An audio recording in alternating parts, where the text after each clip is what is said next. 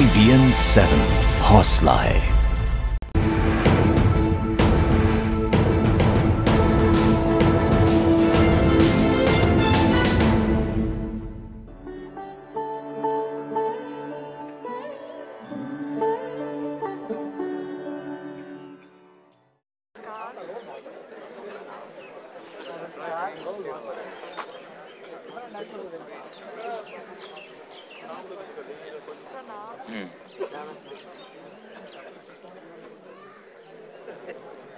Brother, Bapu is already late for prayers.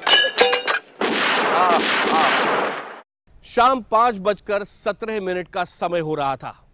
यही जगह थी बिरला हाउस, जहां पे महात्मा गांधी के सीने पर नाथूराम गोडसे ने 3 गोलियां मारी थी। बाद में सारी साजिश बेनकाब हो गई थी, सारे लोग पकड़े गए थे। लेकिन एक रहस्य आज तक बना हुआ है।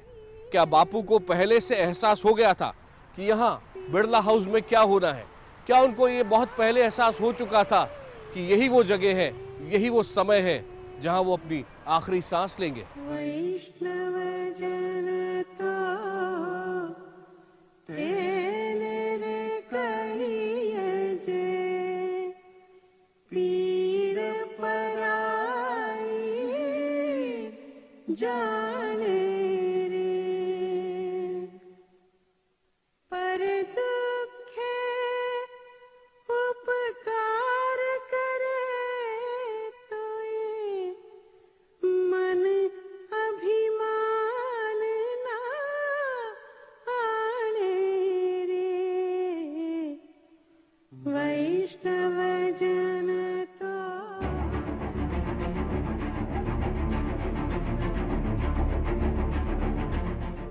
गांधी जी प्रार्थना सभा के लिए निकल चुके थे।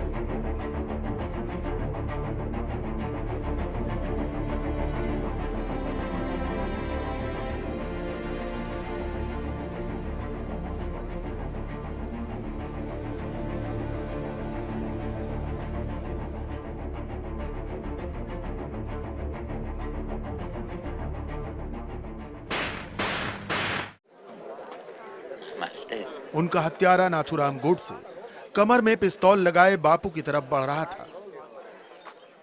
हमेशा गांधी जी जब भी वॉक करते थे तो अपनी 2 ग्रैंड नीस के साथ में का कंधे पर हाथ रख के चलते थे, मनु और आभा के ऊपर। उस दोपहर को वो खुद अकेले चलने लगे तो उन लोगों को देख के बड़ा आश्चर्य हुआ कि ये कैसे अकेले क्यों आज चल रहे हैं, तो बिना वैसे चलते नहीं हैं। तो उन्होंने गुरुदेव रविन्द्रनाथ टैगोर का एक गाना एकला चलो करके वो मजाक भी कर रहे थे और यही कह रहे थे, मुझे तो बस अब अकेला चलना है।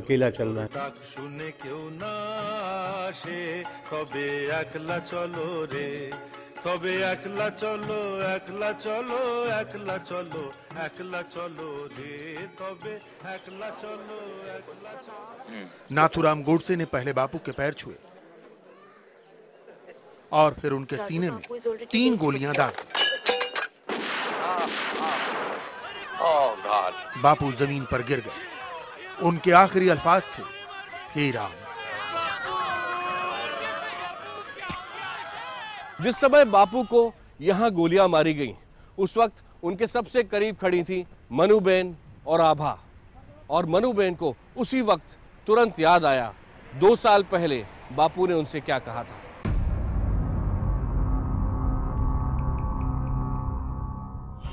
पश्चिम बंगाल सांप्रदायिक हिंसा की आग में झुलस रहा था और महात्मा गांधी जनता को अमन का पैगाम देने बंगाल पहुंचे थे। 77 साल की उम्र में महात्मा गांधी का शरीर अब कमजोर होने लगा था। मनु को गांधी जी की फिक्र सता रही थी।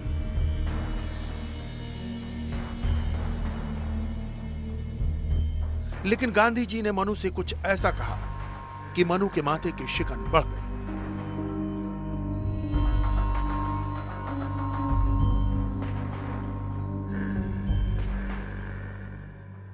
मुझे कुछ नहीं होगा।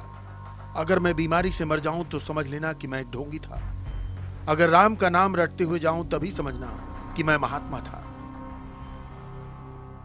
उन्होंने मनु ने दूसरी बात कही थी कि अगर किसी बीमारी के वश मैं मर जाता हूँ या बाथरूम में गिर के चोट आके मेरी मृत्यु होती है तो लोगों को कह देना कि ये ढोंगी था, पर अगर किसी हत्यारे की गोली से मैं मरता हूँ और मेरे मुंह में मेरे भगवान का नाम रहता है उस मौत के क्षण, तो फिर वो कहें कि ये महात्मा मरा है।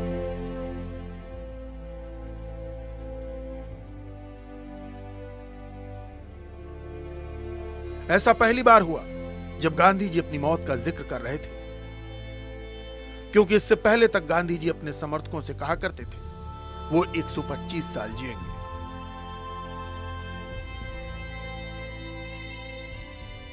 जीवन भर जिनको 125 साल जीने का बहुत शौक था, आखिरी साल में वो लुप्त हो गया था। उनको ज्यादा निराशाएं दिख रही थी और पहली बार उनकी जिंदगी में वो मौत के बारे में बोलने लगे थे। उस वाकये के 2 साल बाद यहीं पे बिरला हाउस में एक बार कोशिश की गई कि गांधी जी को जान से मारा जाए। उसके लिए बाकायदा बिरला हाउस में एक बम विस्फोट किया गया। गांधी जी उस हमले में बच गए, लेकिन उस हमले के बाद गांधी जी ने फिर से एक बात कही जिसको सुनकर मनुबेन हैरान रह गईं।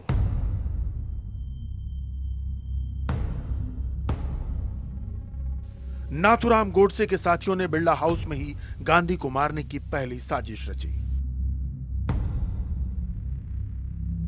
प्रार्थना सभा चल रही थी, सैकड़ों समर्थक गांधी के साथ मौजूद थे और तभी गांधी जी से सिर्फ 75 फीट की दूरी पर एक बम धमाका हुआ। ऐसे हम डर जाएंगे तो सचमुच यहाँ कोई हो जाए तो हमारा हाल कैसा होगा? सुनो सुनो सुनो, सब सुनो, कुछ नहीं हुआ है। चलिए शांत रहिए। पूरा बिरला हाउस दहल उठा, लेकिन गांधी जी अपनी जगह से नहीं हिले। उस वक्त भी महात्मा गांधी ने अपनी पुत्र वधू से कहा, अरे तुम इतना डरी हुई क्यों हो? शायद कुछ सुरक्षा कर्मियों को गोली चलाने का प्रशिक्षण दिया जा रहा होगा। आप तब क्या करेंगी जब वास्तव में कोई मुझे गोली मारने सामने आ जाएगा? उस हमले के बाद नाथूराम गोडसे और नारायण आप्टे समेत कुल 6 लोग भागने में सफल हो गए, लेकिन पुलिस ने एक व्यक्ति को पकड़ लिया। वो इनका साथी था, उसका नाम था मदन लाल पाहवा, और पाहवा ने सारी साजिश बेनकाब कर दी। मदन लाल पाहवा ने पुलिस के सामने सच उगल दिया। दिल्ली के तुगलक रोड पुलिस स्टेशन में मदन लाल पाहवा का बयान दर्ज हुआ। सारी साजिश बेनकाब हो चुकी थी और यह जानकारी बंबई के तत्कालीन गृह मंत्री मोरारजी देसाई को भी दे दी गई।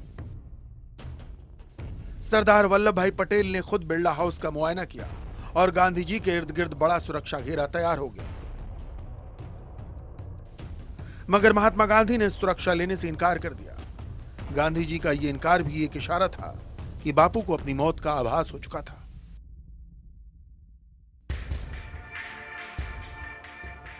मुझे यह सुरक्षा नहीं चाहिए। इतने सारे सुरक्षा कर्मियों की वजह से लोग मुझसे मिल नहीं पाते।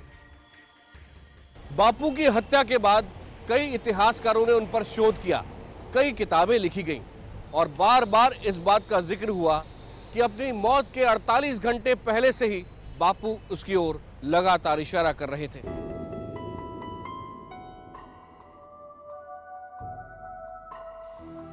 हत्या से 17 दिन पहले गांधी जी ने बिरला हाउस में ही अनशन शुरू किया था। बापू की 2 मांगे थी। पहली कि देश में सांप्रदायिक हिंसा की आग खामोश हो।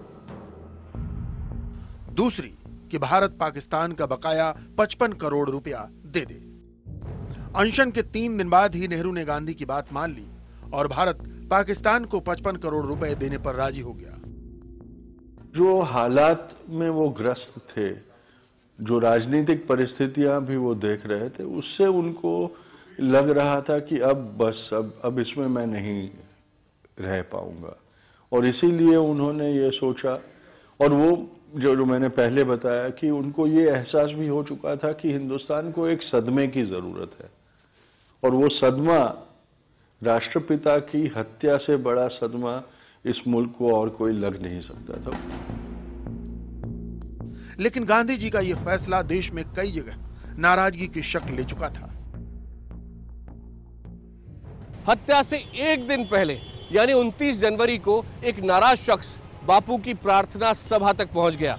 वो उनको कुछ कहना चाहता था और महात्मा सब कुछ सुनना चाहते थे। बिरला हाउस में सब कुछ वैसा ही था, लेकिन बापू के अल्फाजों में एक बेचैनी सी थी।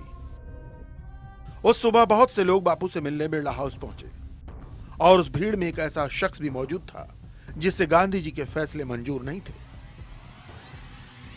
बस करो महात्मा जी, बस करो, हमें हमारे हाल पे छोड़ दीजिए और जाइए यहां से। देखिए ये कहां जाऊं? जहां हमारी उम्र के बूढ़ों को जाना चाहिए, हिमालय की गोद में। मेरा हिमालय तो यही है। आप लोगों की सेवा में मरना मेरा धर्म है। गांधी जी बिरला हाउस में मौजूद लोगों को समझा रहे थे। वो ये भी कह गए कि अगर उन्हें गोली मारकर कोई देश में हिंसा रोकने का दावा करता है तो वो इसके लिए भी तैयार है। वक्त बीत रहा था, बापू उस अनहोनी की ओर इशारा कर रहे थे। यहां तक कि 29 जनवरी की शाम को भी उन्होंने कई ऐसी बातें कही जो बाद में रहस्य बनकर दुनिया के सामने आई।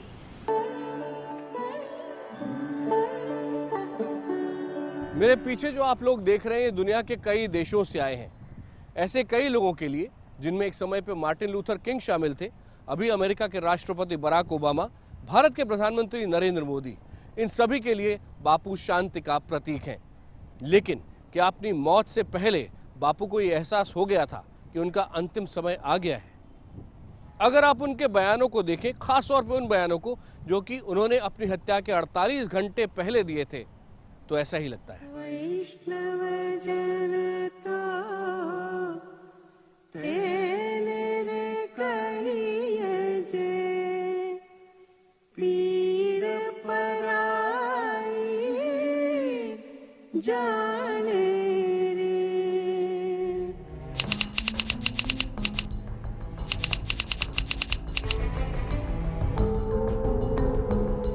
जनवरी का वो सर्द दिन था।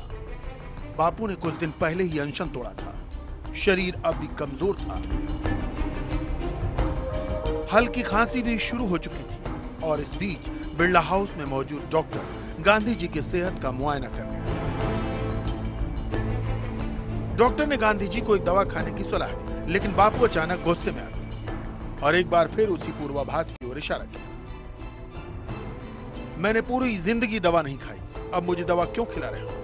अगर मैं बीमारी से मर गया, चाहे वो बीमारी किसी मुहासे की क्यों ना हो, तो तुम घर की छत पर जाकर चिल्लाना कि मैं झूठा महात्मा हूं। हालांकि उस वक्त लोग तुम्हें कसम खाने को कहेंगे, लेकिन तभी मेरी आत्मा को शांति मिलेगी। उन्होंने डॉक्टर को कहा कि if I die of sickness और even of a pimple on my face, then you should go on the top of rooftop of the house and shout from there that I'm a false महात्मा।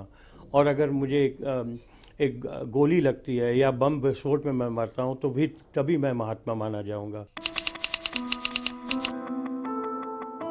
29 जनवरी की रात बापू काफी देर जागते रहे। खांसी बापू को लगातार परेशान कर रही थी। बापू डॉक्टर की दवा लेने से इनकार कर चुके थे, मगर उनकी हालत देखकर मनोबेन ने बापू को लौंग का चूरन दिया। लेकिन इस वक्त भी बापू बस वही बात दोहराते रहे। मुझे लगता है कि कहीं जाके उनको ये भी एहसास हो गया था कि उनकी अकाल मृत्यु या उनका मर्डर ही इस मुल्क को उस पागलपन के और वहशीपन के दौर में से निकाल पाएगा। आज बापू को चाहने वाले करोड़ों लोग दुनिया भर में हैं, लेकिन उनकी हत्या से पहले जब बापू वो सारी बातें कह रहे थे, तब किसी को समझ में नहीं आया कि वो किस ओर इशारा कर रहे हैं। लेकिन बाद में उनकी हत्या से 48 घंटे पहले के बयानों को जब जोड़कर एक एक करके देखा गया, तब समझ में आया कि बापू किस ओर इशारा कर रहे थे। बापू आप ये खा लें, इससे सुबह तक आप ठीक हो जाएंगे।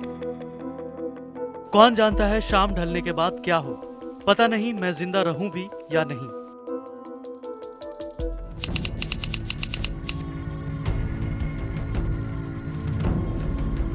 कोई नहीं जानता था कि ये दिन एक बहुत बड़ी अनहोनी का था। बापू खुश थे, हंस बोल रहे थे। उस रोज बापू ने शाम 4 बजे सरदार पटेल को मिलने के लिए बुलाया। वो सरदार पटेल से नेहरू के साथ मतभेदों को लेकर बातचीत करना चाहते थे, लेकिन उस मुलाकात से पहले महात्मा गांधी ने अपने जरूरी कामकाज निपटाए। सारे कागजात ले आओ, जहां जहां साइन करने हैं कर देता हूं। पता नहीं बाद में मैं रहूं या ना रहूं। सरदार पटेल तय वक्त पर अपनी बेटी मणिबेन के साथ बिरला हाउस पहुंच गए। गांधी जी के साथ पटेल की लंबी बातचीत हुई। गांधी जी सरदार पटेल को यह सलाह दे रहे थे कि उन्हें नेहरू के साथ मिलकर सरकार चलानी चाहिए, सारे मतभेद दूर होने चाहिए। मुलाकात लंबी चली और पहली बार प्रार्थना सभा के लिए गांधी जी को देर हो चुकी थी। इस बीच गांधी जी को बताया गया कि कुछ गुजरात के काठियावाड़ से आए हैं, उनसे मिलना चाहते हैं। लेकिन बापू अचानक झल्ला उठे। कह दो उनसे अभी किसी से नहीं मिल सकता, अब प्रार्थना सभा के बाद ही मिल पाऊंगा, वो भी अगर जिंदा रहा तो। उस दिन कई लोगों को लगा कि बापू शायद गुस्से में हैं। बापू गुस्से में बहुत कम होते थे, लेकिन उस दिन वो प्रार्थना सभा के लिए 10 मिनट लेट थे और ये भी बहुत कम होता था। लेकिन कौन जानता था कि एक अनहोनी उस महात्मा की बात को सच साबित कर देगी।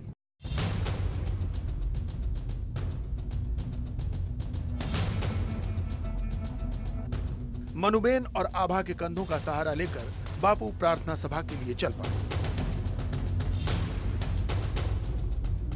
सामने सैकड़ों की भीड़ मौजूद थी।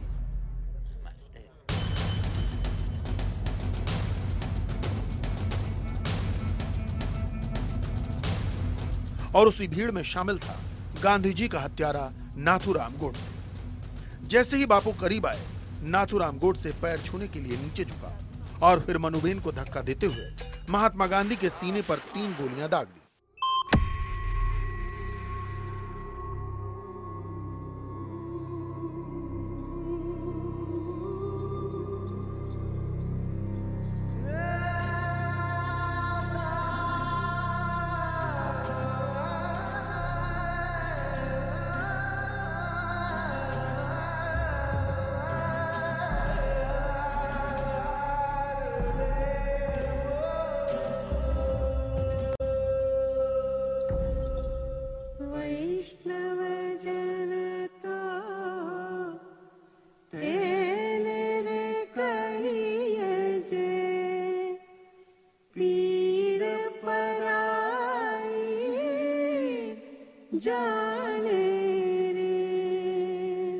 बापू जिस अनहोनी का इशारा पिछले 48 घंटे से कर रहे थे, वो अनहोनी हो चुकी थी।